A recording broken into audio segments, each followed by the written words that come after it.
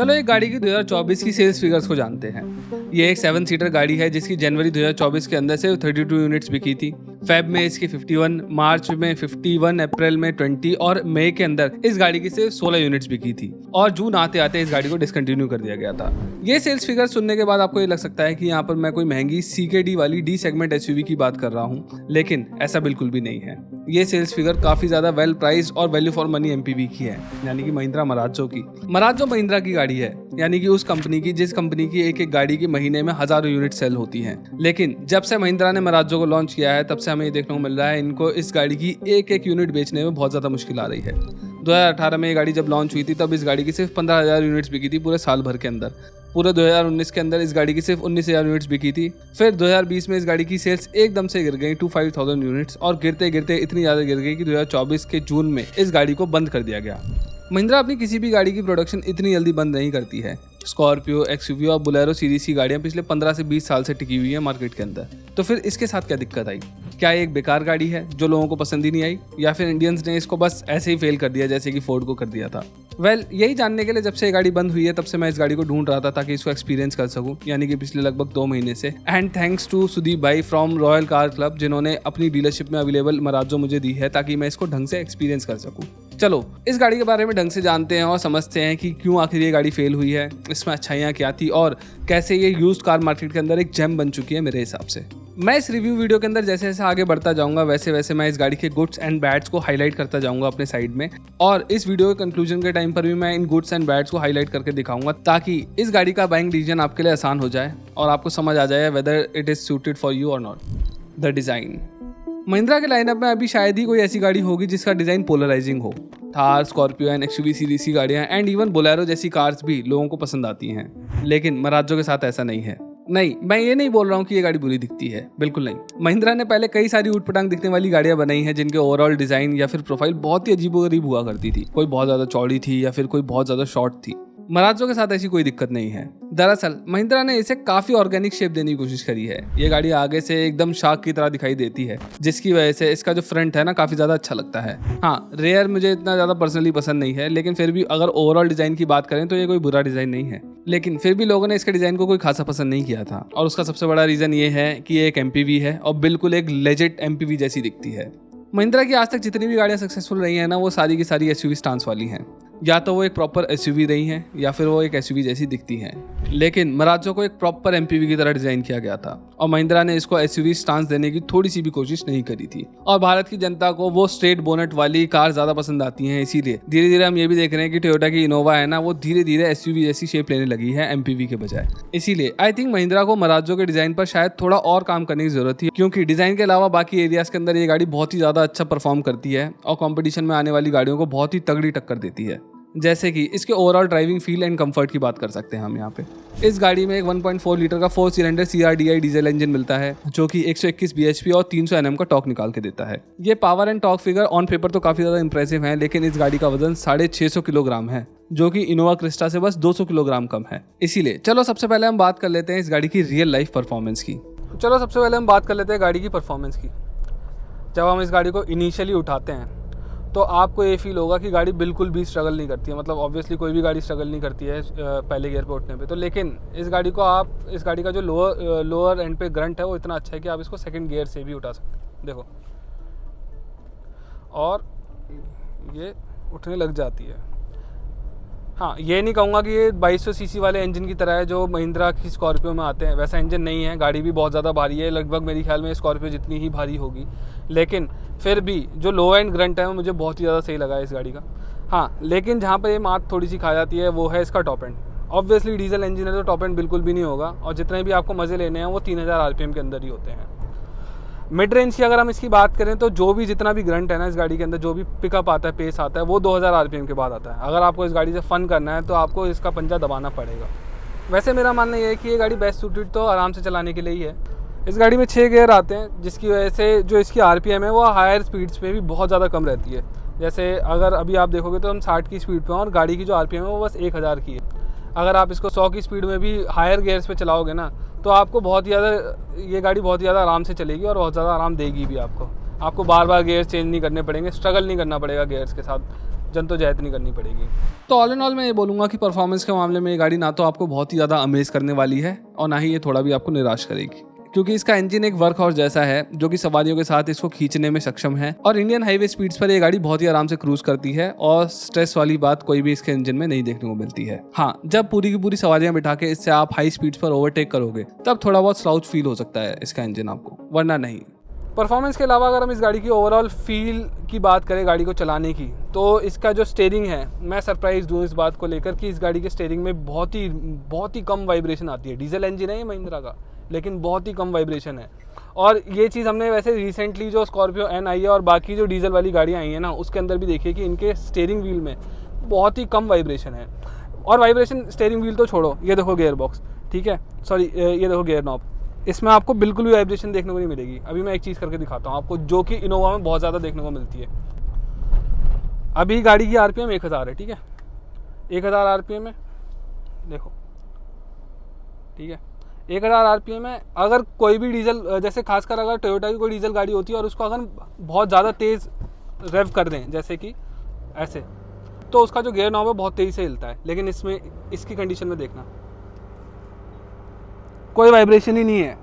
3000 RPM पे diesel engine चल रहा है और इस पर कोई वाइब्रेशन ही नहीं है। ये चीज़ मुझे बहुत ज़्यादा सरप्राइजिंग लग रही है इस गाड़ी के बारे में।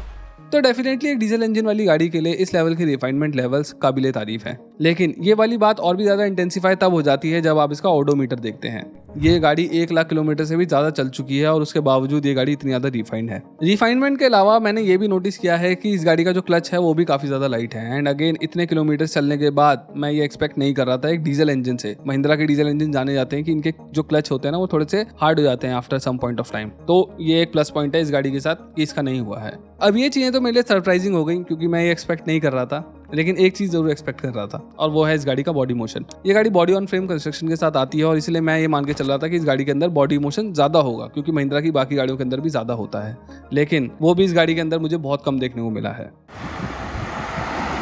अभी मैं इस गाड़ी को 70-80 किलोमीटर की स्पीड के आसपास चला रहा हूँ और अगर मैं वर्टिकल मोशन की बात करूँ तो इस गाड़ी के अंदर मेरे को बहुत ही कम वर्टिकल मोशन देखने को मिल रहा है। हाँ, बॉडी ऑन फ्रेम गाड़ी है तो थोड़ा बहुत तो आएगा, लेकिन फिर भी अगर मैं महिंद्रा की बाकी गाड़ियों से इसको कंपेयर करूँ, जैसे कि बुलेरो हो गई या फिर स्कॉर्पियो क्लासिक पुरानी वाली हो गई, तो उनके मुकाबले इसका जो बॉडी रोल है ना या फिर बॉडी मोशन है वो बहुत ज़्यादा कम है। इस गाड़ी में भले ही वर्टिकल मोशन कम हो, लेकिन फिर भी इसको हम मोनोकॉक वाली एमपीवीज के साथ कंपेयर नहीं कर सकते। थोड़ा तो बॉडी मोशन है, लेकिन फिर भी मैं ये बोलूँगा कि काफ़ी ज़्यादा कंटेंट है इसका बॉडी मोशन और लंबे सफ़र के अंदर आपको थकान नहीं होने वाली है इसमें।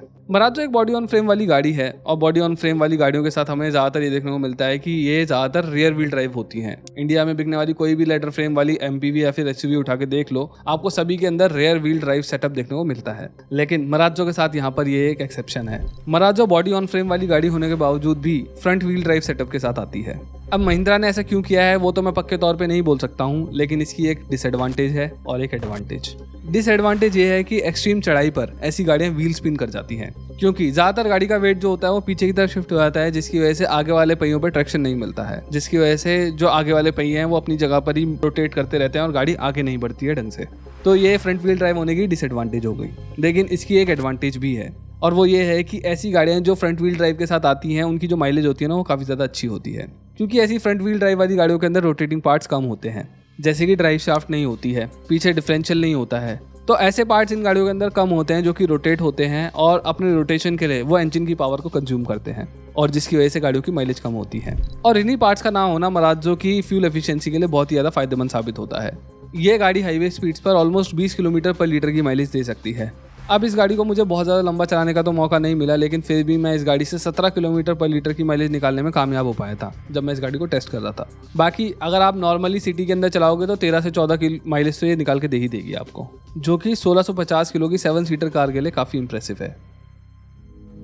जो गाड़ी मैं चला रहा हूँ वो सेकंड बेस मॉडल है, यानी कि नीचे से दूसरे नंबर का मॉडल है, इसीलिए इस गाड़ी के जो इंटीरियर्स है ना उसके अंदर हर जगह रफ प्लास्टिक्स और हार्ड प्लास्टिक्स ही देखने को मिलती हैं। लेकिन अगर आप इसके टॉप मॉडल्स की तरफ जाते हैं तो इसके डैशबोर्ड पर आपको पियानो फिनिश देखने को मिलती है, स्टीयरिंग पर खूब सारे बटन्स मिलते हैं और इसकी MID पर काफ़ी सारी इन्फॉर्मेशन देखने को मिल जाती है, जो कि इस निचले मॉडल के अंदर भी देखने को मिलता है। इसकी MID में भी बहुत इन्फॉर्मेशन है। गाड़ी के अंदर आपको बहुत ही बड़ा एक स्पेशियस कैबिन मिलता है और इस कैबिन को ठंडा करने के लिए जो इस गाड़ी के अंदर AC मिलता है वो भी काफ़ी ज़्यादा इफेक्टिव इफेक्टिव है। इसके एसी के बारे में मुझे एक बात बहुत ही ज़्यादा अच्छी ये लगी है कि इसके जो रेयर वेंट्स है ना वो छत में दिए गए हैं और वो लास्ट रो तक को कवर करते हैं, यानी कि लास्ट में बैठने वाले व्यक्ति को भी सफोकेशन नहीं होगी और उसको भी गर्मी नहीं लगेगी। लेकिन सवाल ये उठता है कि क्या इसकी लास्ट रो में कोई बंदा बैठ भी पाएगा? देखो, मेरी हाइट तो 5 फुट 11 इंच है, तो मेरे जैसे बंदे के लिए तो लास्ट रो बिल्कुल भी नहीं है। मुझे यहाँ पर बिल्कुल भी लेग रूम नहीं मिल रहा है और अंडर थाई सपोर्ट तो भूल जाओ बिल्कुल। लेकिन अगर हम बात करें 5 फुट 2 या उससे कम हाइट वाले लोगों की या फिर बच्चों की, तो उनके लिए सीट काफ़ी ज़्यादा सही है, वो आराम से ट्रैवल कर पाएंगे इसके ऊपर।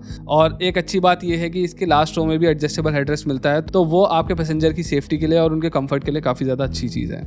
इसके बाद अगर हम सेकंड रो की बात करें तो जो पर्टिकुलर कार मैं चला रहा हूँ उसके अंदर कैप्टन सीट्स मिलती हैं। सीट्स काफ़ी ज़्यादा कुशनी हैं और कंफर्टेबल भी हैं, लेकिन अगर ये सीट्स थोड़ी और लंबी होती तो मेरे जैसे लंबे लोगों के लिए अच्छा अंडर थाई सपोर्ट मिल जाता। इस गाड़ी के सीटिंग कंफर्ट का स्टार तो वैसे इस गाड़ी का इंडिविजुअल आर्म रेस्ट ही है। इस गाड़ी में आगे देख लो या फिर पीछे देख लो, हर जगह आपको इंडिविजुअल आर्म रेस्ट मिलते हैं, जो कि मेरे पर्सनल फेवरेट हैं, क्योंकि जो कन्वेंशनल आर्म रेस्ट होते हैं ना वो उतने ज़्यादा सपोर्टिव नहीं होते हैं जितने ये इंडिविजुअल वाले होते हैं, क्योंकि ये थोड़े से ऊंचे भी होते हैं और सीट से चिपके हुए भी होते हैं, तो इसीलिए इनसे आपके आर्म्स को अच्छा खासा सपोर्ट मिलता है। ड्राइवर सीट के आर्म रेस्ट से थोड़ा सा नीचे आए तो आपको एक बड़ा ही क्वर्की सा हैंड ब्रेक देखने को मिलता है, जो कि आपको एरोप्लेन के कंट्रोल्स की याद दिलाता है। अब इस गाड़ी के बारे में तो हमने जान लिया है, लेकिन ये सब जानने का फ़ायदा क्या है? ये गाड़ी तो बंद हो चुकी है, राइट? वेल, यही तो फ़ायदा है। दरअसल इस गाड़ी की रीसेल वैल्यू कोई खास अच्छी नहीं है, जिसकी वजह से ये इनोवा जैसी एमपीवी से आपको बहुत ही कम प्राइस पे मिल जाती है। हाँ, इनोवा से कई मायनों में पीछे है, जैसे कि लास्ट रो में जो स्पेस है वो कोई खास अच्छा नहीं है। ये एक रियर व्हील ड्राइव गाड़ी नहीं है और इसका जो इंजन है वो इनोवा के मामले में थोड़ा कम पावरफुल है, लेकिन ये एक प्रॉपर 7 सीटर एमपीवी है, जो कि यूज्ड कार मार्केट में आपको इनोवा के फ्रैक्शन ऑफ प्राइस में मिल सकती है। जैसे ये जो पर्टिकुलर गाड़ी में चला रहा था ये 2018 का मॉडल है और ये सिर्फ 5,60,000 रुपये में लिस्ट की गई है। वहीं अगर आप इतनी ही पुरानी इनोवा क्रिस्टा लेने जाओगे तो वो आपको एटलीस्ट 13 से 14 लाख रुपए की पड़ेगी, वो भी बेस मॉडल। इसीलिए मेरा मानना है कि ये गाड़ी उन लोगों के लिए बेस्ट सूटेड है जो बजट में एक रगेड एमपीवी ढूंढ रहे हैं, और इवन जो लोग कमर्शियल पर्पसेस के लिए एक एमपीवी को ढूंढ रहे हैं वो भी इस गाड़ी को कंसीडर कर सकते हैं, क्योंकि महिंद्रा के डीजल इंजन काफ़ी ज़्यादा रिलायबल हैं और इस पर्टिकुलर गाड़ी के पार्ट्स ढूंढने में भी आपको कोई दिक्कत नहीं आएगी। क्योंकि इवन तो ये गाड़ी खुद कम बिकी है, लेकिन इसके अंदर जो 1.5 लीटर का 4 पॉट डीजल इंजन आता है वो महिंद्रा ने बाकी कई और भी गाड़ियों के अंदर यूज़ किया है। तो डेफिनेटली ये एक अच्छी बजट एमपीवी है और आप इसको ले सकते हैं। और अगर आपको पर्टिकुलरली यही वाली गाड़ी चाहिए जो मैं इस वीडियो के अंदर चला रहा था, तो आप रॉयल कार क्लब को कॉल कर सकते हैं। वो वैसे तो दिल्ली के अंदर बेस्ड है, लेकिन वो ऑल ओवर इंडिया के अंदर डील करते हैं और आपको ट्रांसफ़र वगैरह भी करा के देंगे। मैंने उनका फ़ोन नंबर डिस्क्रिप्शन में दे दिया है और स्क्रीन में भी आ रहा होगा वो शायद से, तो उनको कॉल कर लेना, ठीक है? तो इस वीडियो में बस इतना ही। अगर आपको मेरी वीडियो पसंद आई तो please consider subscribing to our channel. इस वीडियो को लाइक करिए, शेयर करिए और कमेंट्स में ज़रूर बताइए कि आपकी फेवरेट एमपीवी कौन सी है, अर्टिगा, मराजो, इनोवा या फिर कोई और। Thank you.